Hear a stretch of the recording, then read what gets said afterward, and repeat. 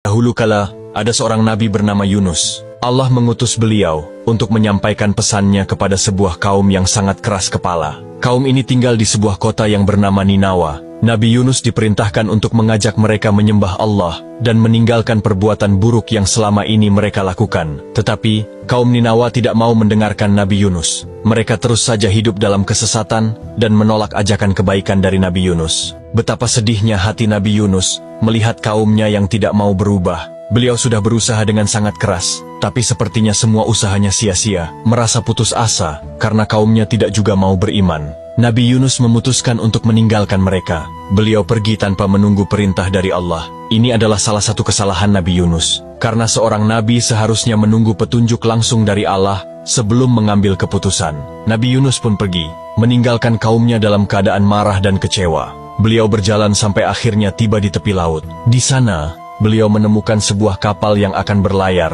Tanpa pikir panjang, Nabi Yunus naik ke kapal tersebut dan memulai perjalanan baru. Namun, perjalanan Nabi Yunus tidak berlangsung lama. Di tengah laut, tiba-tiba saja datang badai besar. Kapal yang dinaikinya terombang-ambing oleh ombak yang ganas. Para penumpang kapal menjadi sangat ketakutan. Mereka yakin bahwa badai ini adalah tanda bahwa ada seseorang di kapal yang telah melakukan kesalahan besar sehingga Allah murka. Akhirnya, para penumpang sepakat untuk mengundi siapa yang harus dilemparkan ke laut agar kapal mereka selamat. Mereka mengundi beberapa kali, dan setiap kali undian jatuh kepada Nabi Yunus. Nabi Yunus menyadari bahwa inilah cara Allah untuk mengajarkannya pelajaran. Dengan hati yang penuh tawakal, beliau melompat ke dalam laut yang ganas. Saat Nabi Yunus terjun ke laut, Allah menurunkan mukjizatnya. Seekor ikan paus raksasa datang dan menelan Nabi Yunus. Namun, ini bukanlah akhir dari hidupnya. Allah menyelamatkan Nabi Yunus di dalam perut ikan paus tersebut. Di dalam kegelapan perut ikan, Nabi Yunus menyadari kesalahannya. Beliau sangat menyesal karena telah meninggalkan kaumnya tanpa menunggu perintah dari Allah. Beliau berdoa dengan penuh penyesalan, La ilaha illa anta, subhanaka, inni kuntu minaz zalimin.